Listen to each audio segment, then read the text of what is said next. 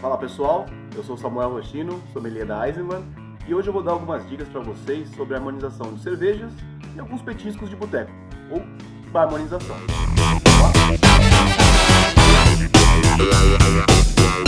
A primeira cerveja que a gente vai falar agora é sobre a Eisenbahn Weizenbier. Weizenbier é uma cerveja de trigo, ela é bem leve, bem refrescante. Essa daqui ela tem 5% de álcool, ela é uma cerveja que vai ter aromas que vão lembrar bastante banana e cravo. E esses aromas a gente não coloca na cerveja, eles surgem naturalmente durante o processo de fermentação. Essa cerveja é bem legal porque ela tem um modo diferente de servir. Então, as outras cervejas sempre tem um copo que pode enaltecer mais o sabor, mas no caso essa cerveja aqui ela precisa que a gente tenha um cuidado um pouquinho a mais, porque o copo faz uma diferença muito maior. Então no caso aqui, o copo que a gente vai utilizar para essa cerveja é um copo como esse. Esse aqui é um copo típico de cerveja de trigo, onde a base é um pouquinho mais estreita e a parte de cima um pouco mais aberta para liberar os aromas. E o modo de servir eu vou mostrar para vocês agora. Então aqui com a Weizenbier na mão, a gente vai começar esse serviço a 45 graus, bem de levinho, sem fazer muita espuma no começo.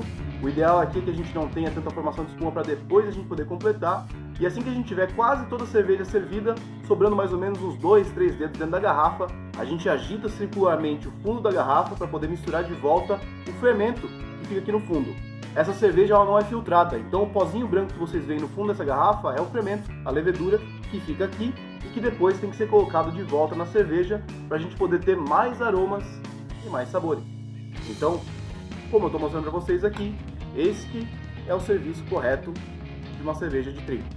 Vocês veem que ela tem uma aparência um pouco mais turva, e essa cerveja, por ter essa aparência mais turva, né, até dá a impressão para muita gente que ela é muito pesada.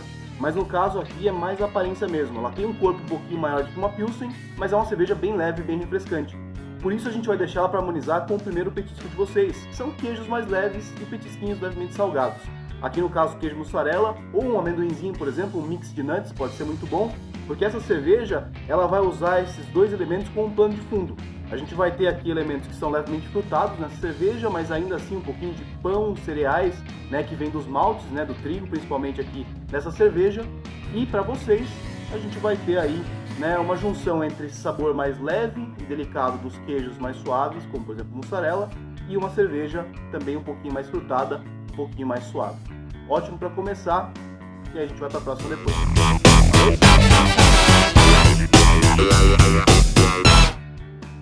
Vamos lá pessoal, a próxima cerveja que a gente vai degustar agora é a Eisenbahn Pale Ale. Pale Ale é uma cerveja bem interessante porque ela é como se fosse o segundo nível numa escalada de amargor. Ela é uma cerveja que vai ter um amargor obviamente muito maior do que as Pilsens que a gente encontra no mercado, né? Quando a gente fala de amargor a gente usa uma sigla que a gente chama de IBU, então no caso a gente vai ter aí o IBU sendo International Bitterness Units, unidades que medem o amargor, né, no caso aí. E essa cerveja aqui ela vai ter mais ou menos o dobro do que seria uma Pilsen no mercado. Aqui a gente vai ter uma cerveja de 4,8% de álcool e ela é uma cerveja que vai ter características bem interessantes na questão da coloração. Essa cerveja aqui, ela pode ser servida sempre a 45 graus, fazendo pelo menos aqui 2 a 3 dedos de espuma, né, o ideal para que a gente possa ter aqui a conservação do líquido. E nessa cerveja, como vocês podem perceber, a coloração dela já é um pouco mais âmbar. O âmbar, né, aparece nessa coloração porque o malte dessa cerveja é um pouco mais caramelizado. Isso vai dar para ela alguns aromas que vão lembrar um pouquinho de caramelo ou biscoito.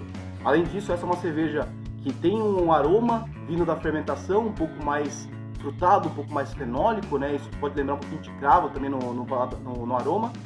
E isso vai ajudar com que a gente tenha harmonizações um pouco diferentes da primeira cerveja. Então quando a gente fala de uma Pale Ale, a gente tem que pensar no seguinte: o malte ele vai ajudar a harmonizar com pratos um pouquinho mais fortes, né? Porque ele vai trazer um pouco mais de sabor e caramelização. E o amargor dessa cerveja que vem do lúpulo, que a gente coloca um pouco mais, também vai precisar ser equilibrado com uma comida um pouco mais forte. Então no caso de queijos, por exemplo, como é o que a gente mandou para vocês, um queijo um pouco mais forte e um pouco mais saboroso. O queijo parmesão, o salgado dele, ele pode harmonizar muito bem com algumas características levemente caramelizadas, como é o que tem nessa cerveja.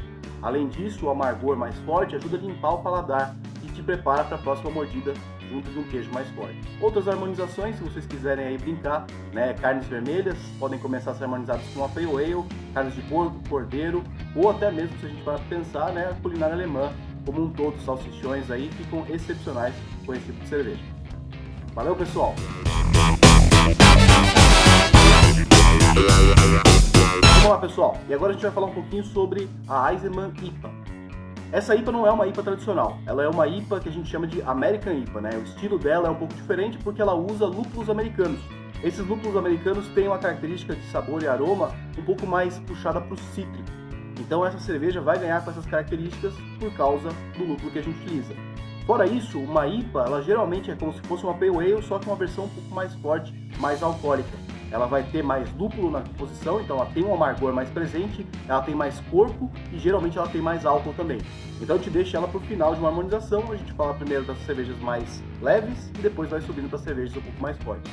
O que vocês vão perceber é que essa cerveja aqui ela também tem uma coloração um pouco diferente. A coloração dessa cerveja aqui vai ser mais escura ainda do que a da Pale Ale.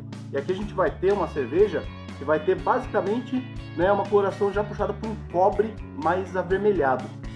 Isso significa que esse malte de cevada é mais caramelizado ainda do que lá a gente tem na Pale Ale. Então a gente pode ter aqui uma harmonização com carnes vermelhas de sabores mais fortes.